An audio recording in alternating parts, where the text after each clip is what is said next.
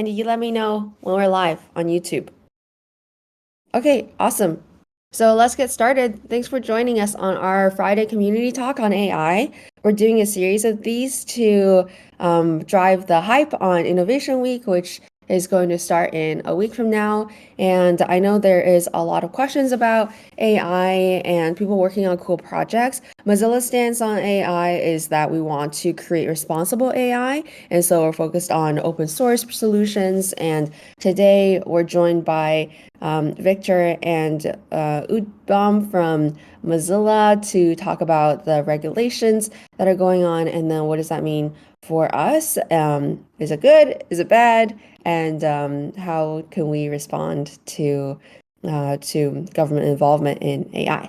So we're live on Discord, and we're also live on YouTube. So I'm going to keep an eye on both. If you guys have questions, put it in the chat. And I'm going to hand it over to Victor and Udbam. Take it away. And thanks for joining us. Thank you so much. Hi, I'm Udbhav Tiwari, and I'm here with Victor. Both of us work at Mozilla, where I work in the Mozilla Corporation's public policy team, and Victor works at Mozilla AI. And over the course of today's conversation, we will be chatting about AI regulations, both in Europe as well as the United States, and what developers should know and should think about the way that these regulations may impact AI development, as well as what does responsible AI really look like in practice. So with that, I'm very happy to kick it off. Victor, would you mind talking a little bit about regulatory balance and how regulations can be structured to encourage innovation in the AI space while also ensuring ethical and safe practices? Yes, hello everyone. Thank you, Udbhav.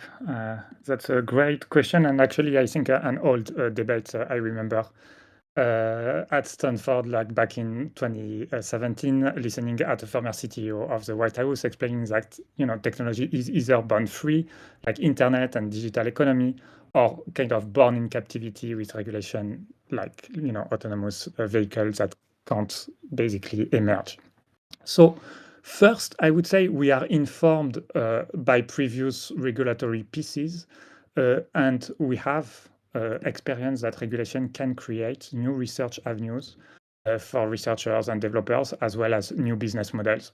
And as such, I think it's not naive to say that it can create a virtuous cycle for innovation. I will take a couple of very concrete examples on this question. So, for example, GDPR, of course, it has its own challenges, but it has created such research avenues. For example, the right to explanation that was included in GDPR has kind of enabled explainability and research in explainable systems to emerge. And similarly, the introduction for individuals of a right to be forgotten has participated in the emergence of a whole new field in machine learning and artificial intelligence called machine unlearning. And so basically, it's the challenge of removing the influence of a subset of the training sets from the weight of a trained model. And so those are, for example, two concrete examples where we have a virtuous circle both with innovation and regulation. And then I would say that regulation can create a lot of new opportunities, new business opportunities. So right now, when I discuss with the European generative AI ecosystem, Europe doesn't have the chance to build AI on top of European clouder. So we don't have those actors at scale, those systemic actors. And so the European generative AI ecosystem is trying to identify clever ways not to compete directly with US hyperscalers. And in that sense, evaluation, audits, and the new fields that are emerging from regulation will be new opportunities for them.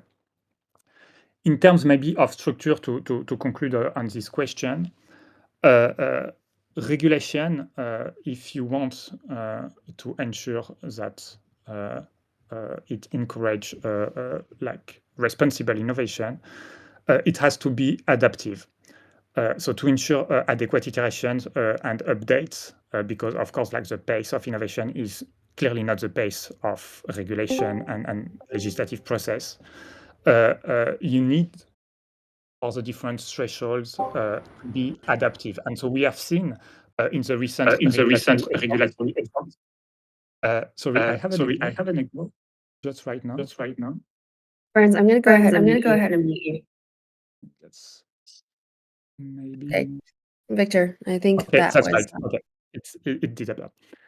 Yeah, so just to conclude on the structure, I think if the regulation is adaptive to kind of on the fly adapt the different threshold and standards with the current state of the technology, it's very welcome for innovators and innovation. And so we have seen AI offices and bureau of experts in like the recent legislative effort, for example, the EU AI Act, that have this mandate of adapting the thresholds and parameters so that it is like up to date, updated based on the state of the technology. Wonderful, thank you. I think that what you spoke about is really interesting because it also showcases how regulation can lead to kinds of technology that also serve as a competitive advantage. This idea that if you build technology that is safer and more trustworthy and more reliable because of either internal development practices or obligations imposed by regulation, it's possible to use that information as a way to attract customers who are on the lookout for more reliable practices, more privacy preserving practices, or practices, say, that are more transparent or easy to explain. Keeping some of that, like, I think that framing in mind, what are your general thoughts around transparency in AI algorithms? Mozilla, of course, is an open source company, and we come from a time when merely making code or source code available was a very good way to ensure transparency because you could do security audits, you could see how a software functions, but AI is different because merely making source code available for AI systems, which also very few do, is not sufficient to necessarily understand why that AI system operates in a particular way. What would its impacts be? Some examples of this include finance and the healthcare sectors, where individual decisions can determine whether you get a loan or not, or whether you get a surgery or not, or whether you're eligible for an organ donation or not. So the consequences of things going wrong in some of the ways in which these systems are being deployed can be quite serious. So with that context, what would you say is generally some of the approaches that people are deploying for transparency in AI systems, and how feasible are they really? Yeah, so that's also a great question, and I think like transparency is key. If like today we've seen with those kind of large models AI systems, if tomorrow it is like the base infrastructure for us to experience the world, it has to be transparent, like 5G or internet network. But above all, I think like we need agency users, and so agency can be defined as transparency, but also control. Understanding of the like the right understanding of the technology by end users. And so we have just come out of 10 years of open science in AI, and we were used to people and researchers sharing information at main venue, main conferences. And right now, I would say we are entering in the era of kind of demoware, like so rigorous scientific publications often compete with scientifically opaque press releases, and we have to acknowledge that and to navigate within this environment. I think, of course, like this statu quo does not work for regulated industries like healthcare or finance. So in finance, you have already established risk management practices that can inform how AI has to be deployed and informs the developers on like some mitigation strategies. So you have risk, compliance, and business teams that each have to validate those models. More maybe concretely on like some best practices for developers to ensure transparency. First, I think it's like paramount to describe a reproducible evaluation protocol, the ones that they used to evaluate the model. So right now in AI, we have what I can call like an evaluation crisis, and many of those evaluations are not reproducible. So it's super important for the broader developer community to understand how to kind of describe and document reproducible evaluation. Then I think it's also super important to report and link to independent and community evaluations performed after the model is released. It's also important to take an iterative approach to this model evaluation to ensure transparency and to document all those steps. So, for example, conducting post-deployment evaluations with an agile framework is clearly important. Great, thank you for that. I mean, just as maybe a little bit of a follow-up question that you can feel free to respond very shortly so that we can move to the next point as well, is around what role do you see laws and regulations playing in these kinds of transparency measures? Because one could imagine a law simply saying, AI models must be transparent and just leaving it at that. But that is obviously, sorry, are you here, Victor? Yes, can you hear me?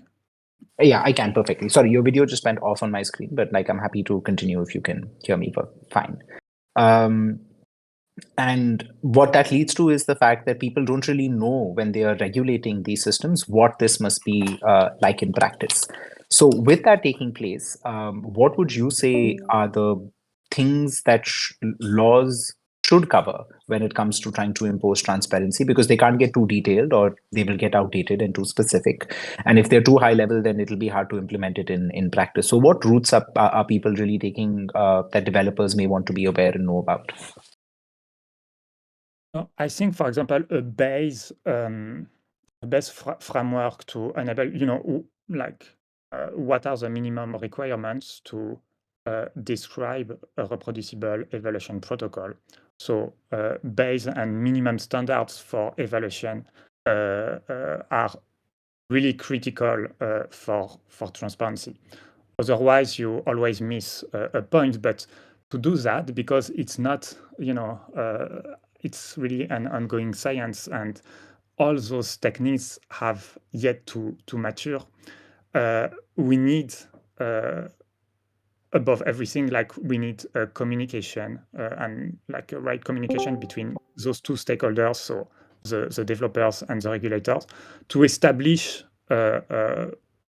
those minimum standards for reproducible evaluation.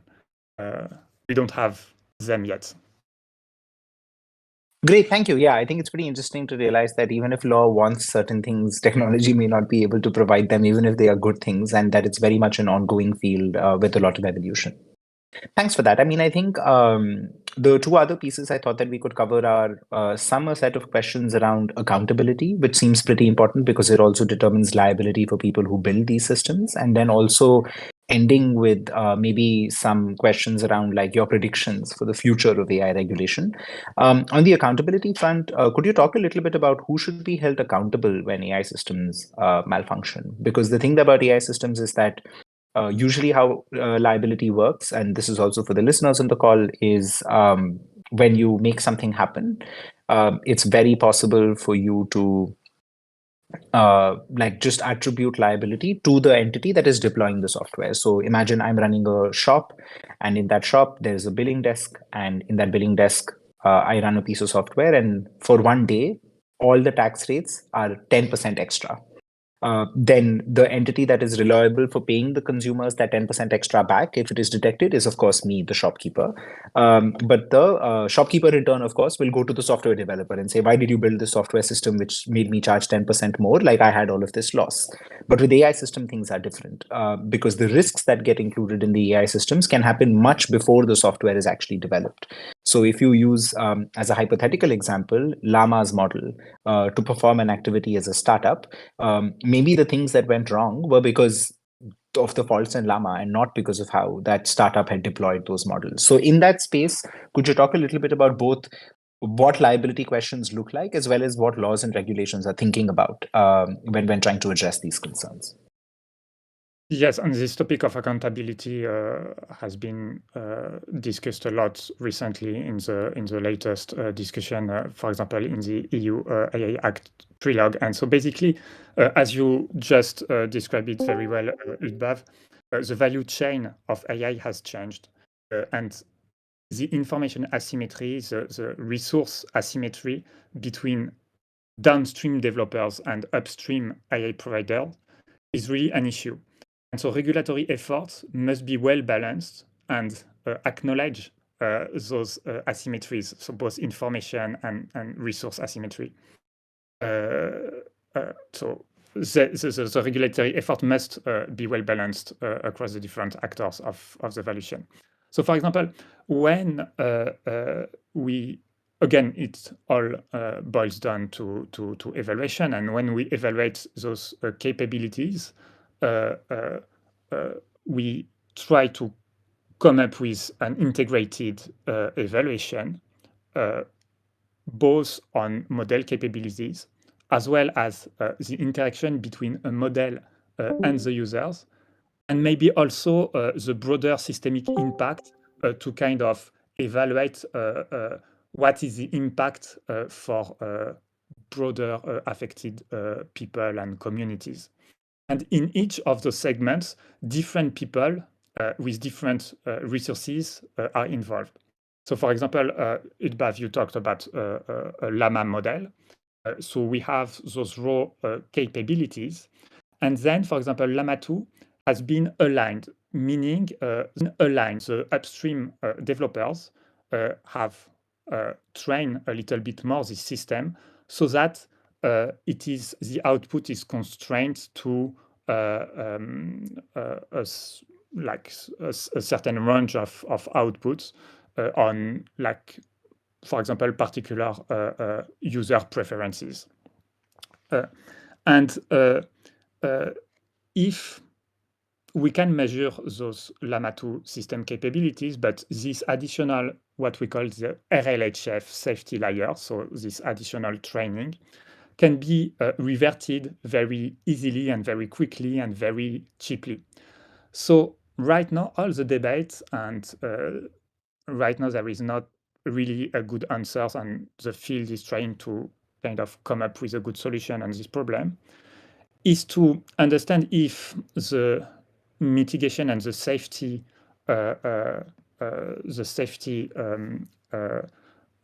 additional layers that are put by upstream AI providers and upstream developers, what does it mean if they can be reverted very quickly by an attackers or a malicious actors? And so, all those debates are kind of have to be taken into account when the regulators want to establish the different like the accountability chain. Wonderful. Thank you so much. Before we kind of get to that last question around your predictions for what AI regulation may hold, I'm happy to pause in case we want to take some questions from the audience first, and then maybe we could close the session with some questions on predictions and what we may expect to see in the future.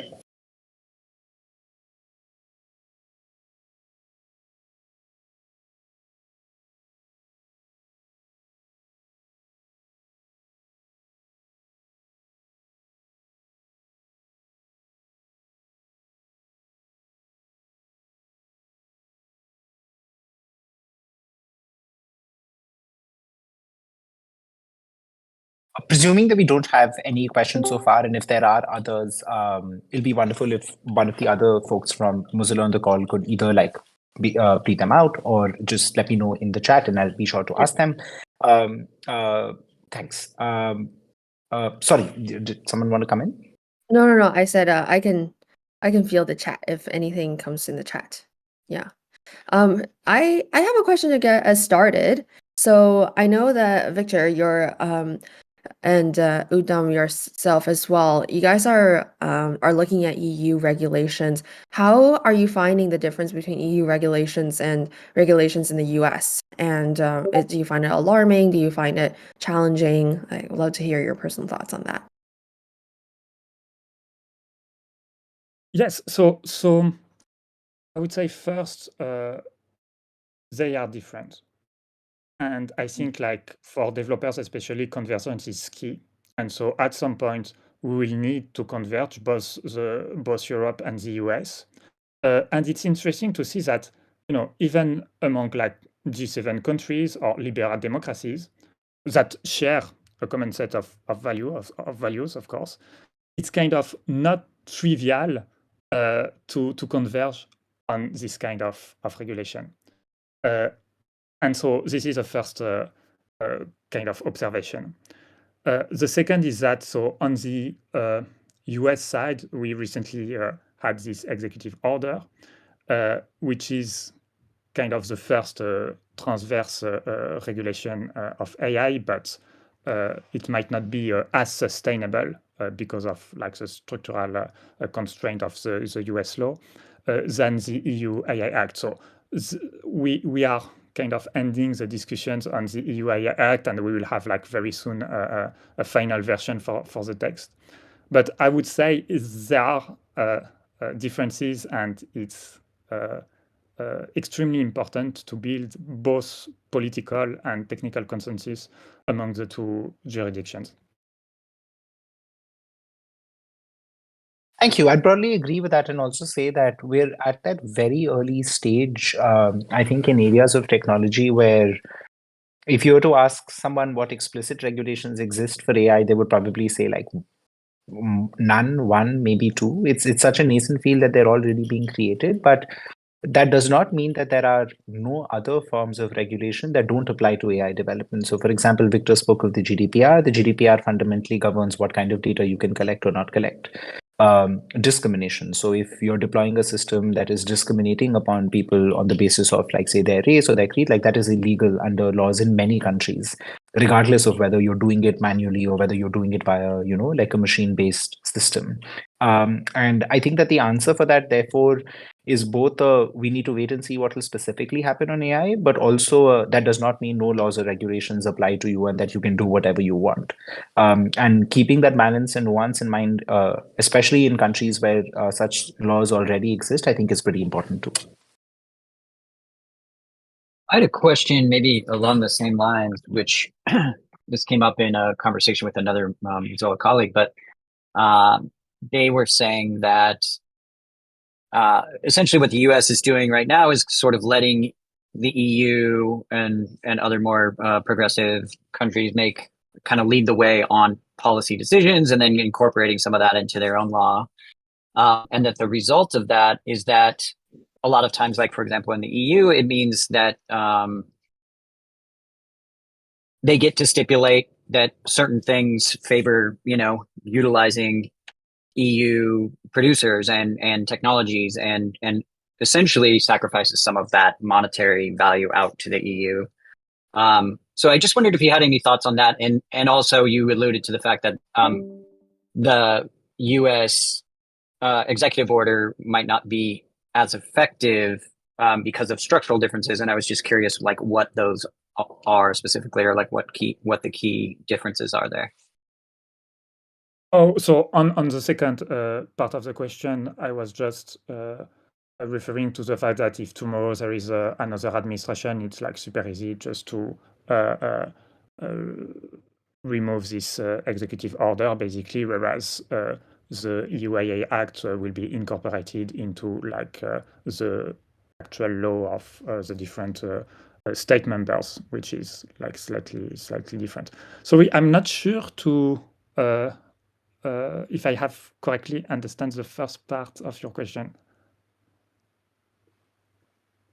I'm happy to take like an initial stab at that as well, and then also I think chat a little bit about the second one as well. So on the first piece, I think AI is probably one of those areas where, unlike I think a lot of other tech regulation that's played out so far, an amount of international coordination is absolutely necessary. And that's also because of risks of, you regulating something in a particular way and laws not existing in another place. So the bad things you don't want to happen in AI development happening in countries that don't have laws, because that would lead to a race in the bottom, right? Where you will actually end up creating incentives for these minimum standards to not exist in a way to attract certain kinds of development. In this case, I do think that like the United States has definitely been certainly more proactively involved in questions around the regulation of AI, even in this very initial nascent stage, than any other issue in the past. Like questions like a federal privacy law, amendments to competition law, questions like net neutrality. There are many other countries where these issues like cropped up first and then were discussed in the US. But the US is still very involved, I think, in the conversations on AI regulation. On the AI Act, I think we're definitely in a scenario of the decision to regulate AI already having been taken in the EU quite some time ago, almost 4 years ago, actually, like almost five, technically, if you look at the manifesto of the European companies, and it just being a really good vehicle that was almost ready at the time at which it would be relevant. I think that if you were to imagine the AI Act didn't exist, and we had to pass a law, say, on generative AI regulation, I think it would be very interesting to see what would have even happened in Europe, right? Like if the conversations were starting now, how long would they have taken? What are the issues that we would have been a part of them? So I think the EU certainly is, I think, further ahead, which is completely fine. And that's because of the fact that like they were already working on the law and regulation. But that does not mean, I think, that other countries don't have incentives or don't want to very, very quickly catch up. And legislative processes take time, months to years usually. And I think how much ever we can see them being accelerated for matters of technology, we will probably see them for this one. And even the executive order that Victor mentioned, obviously is still open for comments. People have until like I think approximately February next year to be able to like actually give comments, possibly even longer. But as soon as that happens, I think it will set the direction for a lot of other regulation that may come out. I'd be curious to hear your thoughts on what would have happened if that legislation had come out right around now, given the kind of rapid advancement boom of AI. It sounds like you're alluding to the fact that it might be more difficult because there's more kind of like economic drivers happening right now. Is that kind of the gist of it? Sure. Yeah. Happy to take that. And Victor, it'll be wonderful to have your thoughts as well. I think if the regulation was already in place, we would essentially be going through a very similar process that we are going through now, which is realizing which parts of the regulation are inadequate to deal with some of the concerns that foundation models and generative AI as a field create. Because there are many things in that regulation that I think would have definitely been a net good thing. Like a very, very good thing. Things like the idea you must have good documentation, like that there must be measures of accountability, the idea that if AI is deployed in high risk situations, the obligations on it should be higher. All of those, I think, are equally good for generative AI and foundation models as they are for other kinds of models as well. And therefore, those would have been a net good thing. But the extent to which they would have addressed the concerns is essentially the debate in the EU right now. People are really thinking through, like, is this enough? Like, should we include them explicitly in scope? What kind of obligation should apply to them? And I don't think we would have had the luxury to do that discussion. We would have had to wait for a couple of months or maybe a year or two to see what those changes should be. And we're a little lucky that we're at that stage where we can still make some of those changes. But I still don't think that those changes will be enough. Let's presume the law has to pass in the next 3 months. I don't think anyone can claim that they have figured out generative AI regulation, like in the next 2.5 months, and then the law will pass. So it's clearly a process that we will have to revisit very soon. But Victor, welcome your thoughts as well. No, I totally agree. I mean, it's really all about revisiting, iterating, and for example, the discussion about the threshold and how to quantify the most advanced capabilities of those models, like frontier AI. So we had like various discussions about different compute thresholds, threshold about like amount of training data, size of the models, or maybe more like business-related thresholds, like number of users for the platforms, and so on and so forth. And so we will like collectively, I think discover what's good. And as you very well said, Bav, we won't figure like the whole legislative for generative AI in the next couple months. It will take time.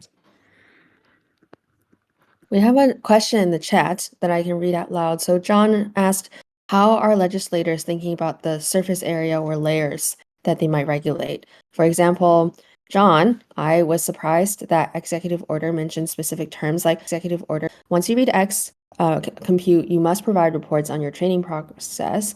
That's an example of regulating the compute layer, but there's also the data layer, the application layer, and how these things are deployed in public and private. And he has a follow-up, but I'm going to ask that question first.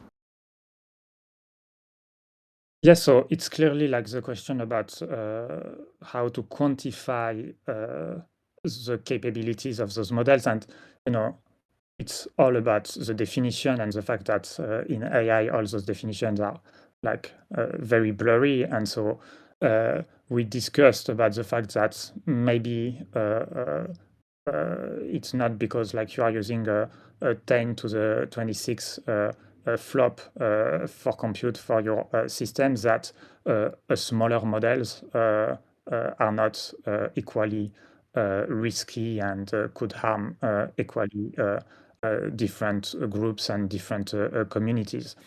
And so, for example, in the like very, very recent discussions on the EU AI Act, there seems to be an agreement around the fact that maybe they will use a combination both of a compute threshold for defining like those capabilities, as well as a threshold on the number of businesses that would use a specific hosted service, for example. And so, it's really an ongoing conversation about how to define that and what are also the risks that are related to a particular type of systems and particular capabilities.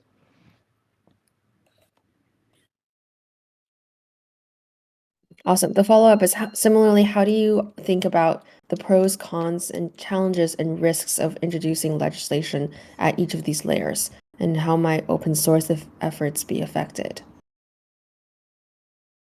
Yes, so I think that the regulation clearly has to be pro-competition, and there is a structural problem with market access for AI, just because like you need a lot of compute, you need access to talent, you need access to infrastructure, and so on and so forth. And so, like I think a tiered approach for general purpose AI, to try to minimize the burden on SMEs by seeking to facilitate information sharing and safety guarantees from larger entities, and also like being mindful of the fact that independent researchers and independent groups won't have the same resources and larger player is super important.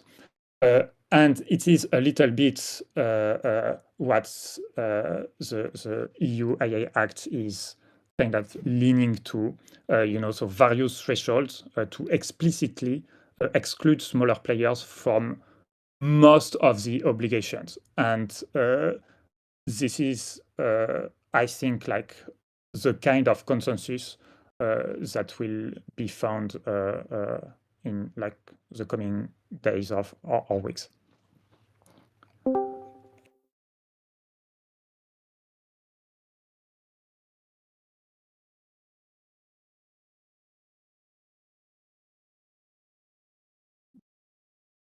Wonderful, thank you. Unless there are more questions, I think we're happy to close up the conversation as well. But before we do that, Victor, just your suggestions and thoughts around some predictions. What should developers as well as people generally tracking AI policy expect to happen in the next coming years?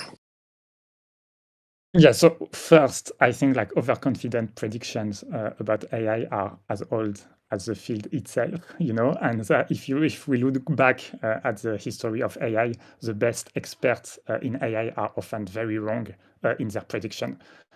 For example, technology will change a lot, and I'm sure if we actually, some people have asked, for example, to Sam Altman about if he like had predicted GPT-4 9 years ago, and he would have not, of course. So I think it's not a prediction, but rather a hope. I think regulation will be successful if it changes our mental model of how we see AI, how we see those systems. So I think the mental model we have on those systems is really important. And rather than an autonomous machine, I see them really as an innovative form of social collaboration, like some aggregators of kind of scattered information, which is all over the place in the internet. So thinking about that, and I think one mandate of the regulation, one of its mission is really like to change the mental model of like the technology and how people is using the technology. And so it does not change a single line of code in the LLM architectures, of course, but it changes the way we deploy and we design the whole system. So, AI is not just about autonomy and human-machine competition and centralization. So hopefully, with this like good regulation in place for AI, we will have like a change in terms of mental models. Wonderful. Thank you so much. If there are no other questions or any other comments, I would like to wrap the conversation up. Thank you so much for listening to us. This is obviously going to be on YouTube as well, but there's a lot happening at Mozilla on the AI front. There's, of course, the Innovation Week that's coming up, and like lots of exciting announcements we'll be making there. And AI remains a very big part of our focus early into next year, including advocating for the EU's AI Act, engaging with the White House's executive order on AI, and many other AI-related developments around the world. So please do follow us on our channels and on our blogs where we talk about policy issues. And thank you so much for tuning in. Awesome. Thanks so much.